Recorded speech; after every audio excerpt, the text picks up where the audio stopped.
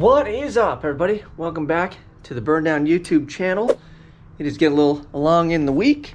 It is coffee time. Finished up working on things for today, and I was kind of deciding what to do. And I think what we're gonna do today is we're gonna work on the Twinnebago, and we're gonna do two things. We'll try to keep it quick, and then we'll see how we go. But the first thing is I need to snatch the larger transmission cooler out from underneath in the back of the Twinnebago, and that's going to go in the Malibu. So I have to take it out before I can install it in the Malibu, because I wanted to do that today, like try to get some stuff down the Malibu, but I figured we'll just wrap up the Twinnebago and then I can get on to like sanding and doing all that fun stuff or whatever. So pretty much we've got the new True Cool 40K if you watched the last video. Again, this is the fans and transmission cooler channel. Another one. Yeah, I don't know, but anyway, love me some transmission coolers and fans. So we're gonna snatch the bigger cooler out. Again, I have to stick it in the Malibu because the one that is in the Malibu currently has junk and crud in it that I'm not putting back into the transmission. So we'll pull that out. Maybe I could try to flush it out and just kind of see how it looks. And then maybe there's somebody that's braver than me that has some sloppy build that's like, yeah, dude, I'll throw it on my stuff and I'll go, here you go, brother.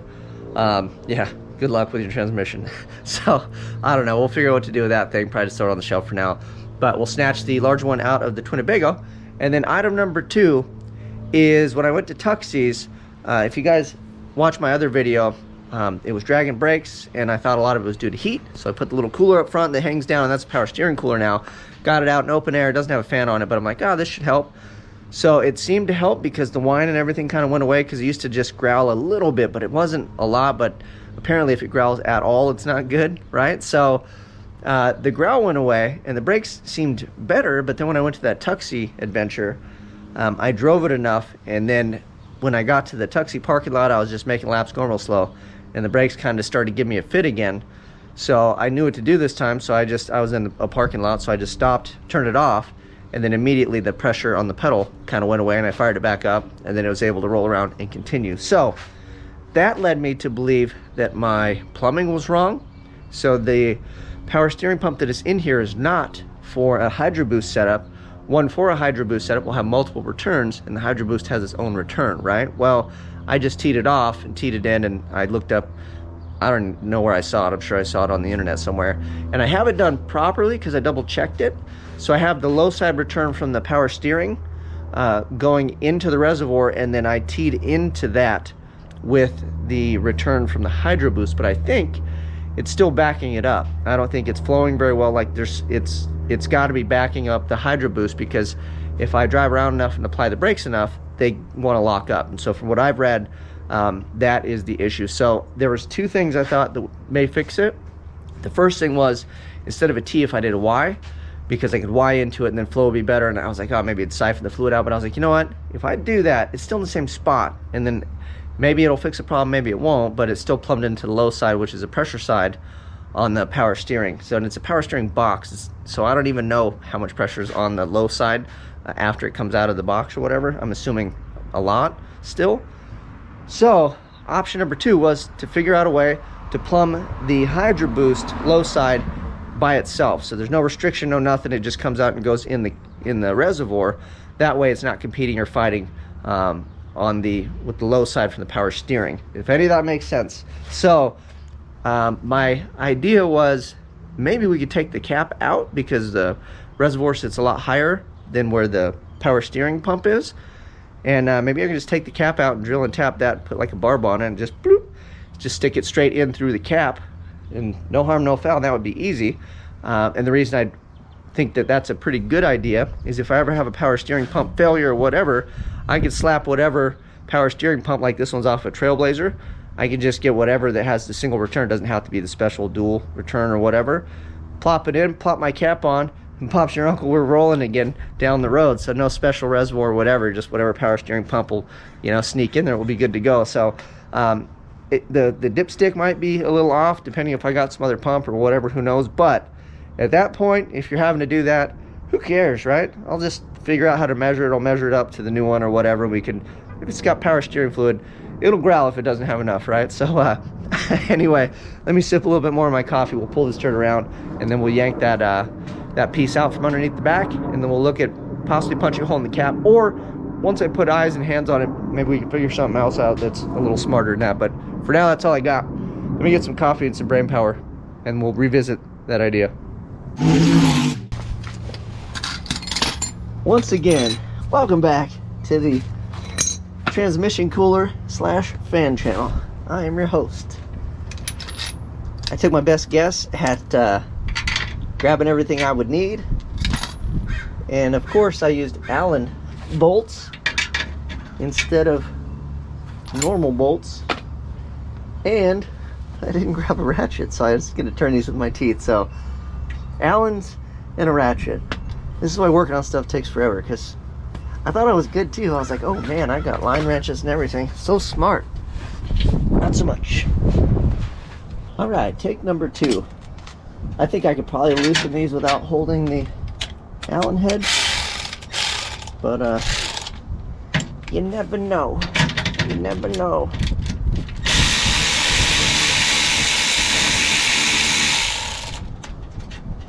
Oh, it worked. Oh, so great. That's my jerky boys. Oh. All right. Winning. Alright, well, she's free. We crawl out from under here and then kind of cap these things off so we don't dump transmission fluid everywhere. Turn these guys up, turned up, so hopefully they don't leak. This guy is cut off, he's fine. Alright, so that dog is out of here. Now onto the cap. Let me pull this out of here, we'll clean up, and then we'll go look at the cap, see if we can put a hole in it and a barb fitting, and then we'll drive around and test the brakes. I snatched the doghouse out of here, and then this thing is way taller than I remember. I thought this was like down a lot further, but it's pretty tall. And then looking at the bottom of this, it has this seal on it, so I'm like, man, you know, I don't have enough room. I was hoping this was like bigger. I don't know what I was imagining. I was thinking that we could figure it out somehow, but I don't think going through the cap, unfortunately, is a great idea. So this thing, I think it's just plastic, man, I want to say. So maybe our best bet would be to pop a hole in here. So maybe, let's see, maybe I can stuff something in there and punch a hole, and then we can thread it. So this is my line, this is my return, and that goes down and that tees off, and then these feed from the bottom to the reservoir. So let me think about it. We'll kind of get a better idea, look at this thing, and then we'll go from there. But yeah, maybe I can, I'm hesitant to stuff something in there, but if I punch a hole, I don't want to get a bunch of crap in there, down in there. So let me think about it. So the executive decision is I'm just going to go for it. I've got all my stuff to punch holes. I'm going to kind of wad this up good and stuff it down in the tube, and then we're going to drill a hole way toward the top, so that way this should hopefully catch anything, and maybe we can kind of vacuum or suck it out and pull this thing out without dropping too much crap in there. But yeah, so let's make some holes and hopefully not ruin some power steering pumps.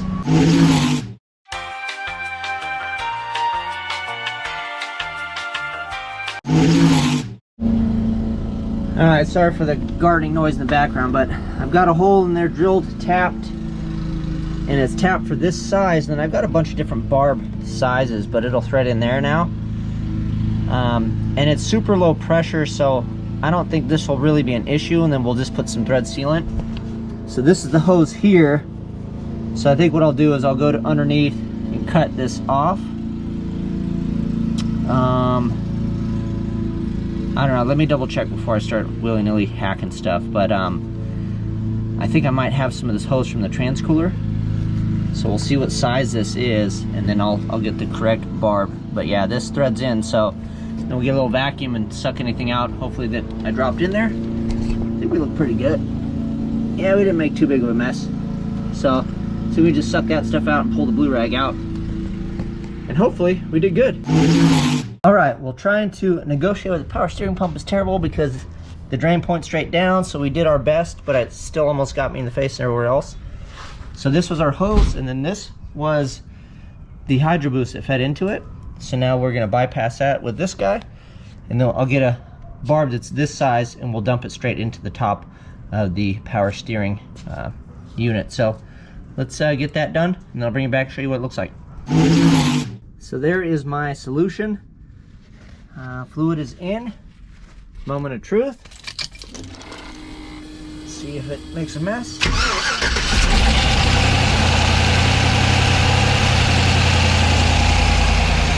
Look underneath.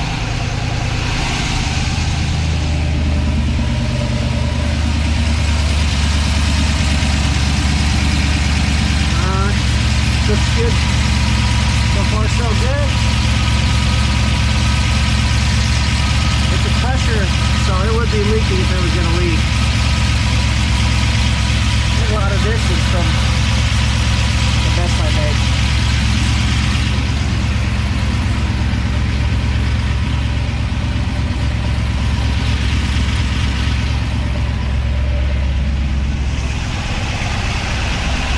Give it a little ink.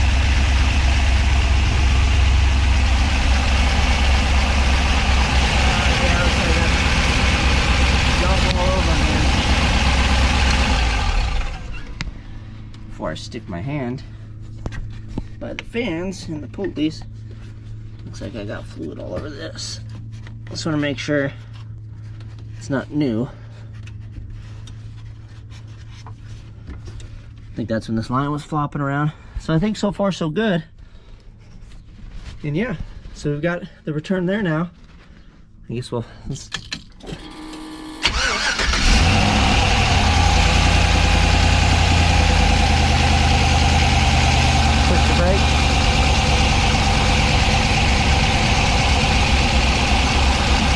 crazy, there's actually way more brake travel now.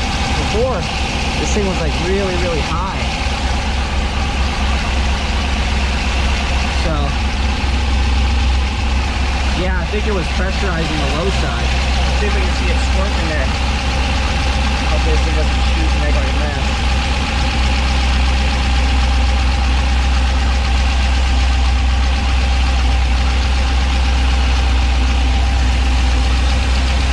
Yeah, look at that. Woo. See it? Woo. Winning, baby. Haha.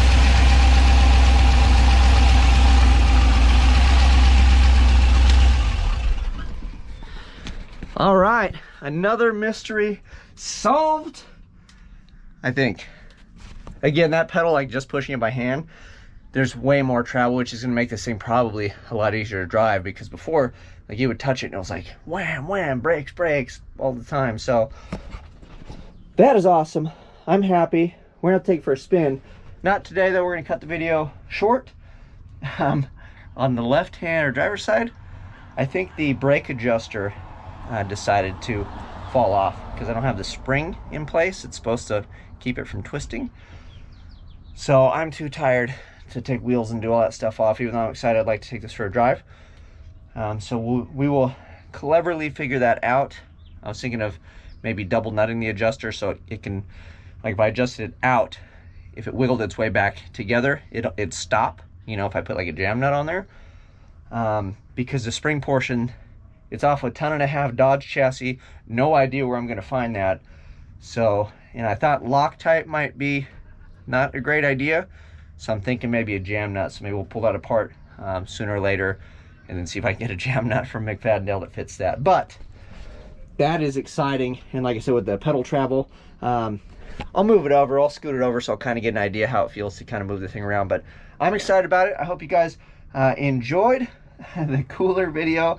And then this is, if you have a Hydroboost, so you saw when you depress it, it doesn't do anything, and then when you let off, it just shoots a little bit out and that's it. So I think the issue I was having was when I would let it off and it'd shoot a little bit out, it was pressurized. So then it put a bunch of that in the line, so when I'd go to hit the brakes and let off, it wasn't letting off because it was pressurizing it from the low side of the power steering box. So I think I'm going to call that a win, even though I haven't driven it, because obviously that's got to be better than what it was. If that doesn't fix it, I don't know what will, but that is it. You guys know what to do. Thank you for watching. Thank you for bearing with me through all this stuff. We're getting to the fun part. I think we're going to make it to LS Fest West. I'm going to start burning the midnight oil here pretty soon, but I'm excited. We're making progress. Till next time, I'm out.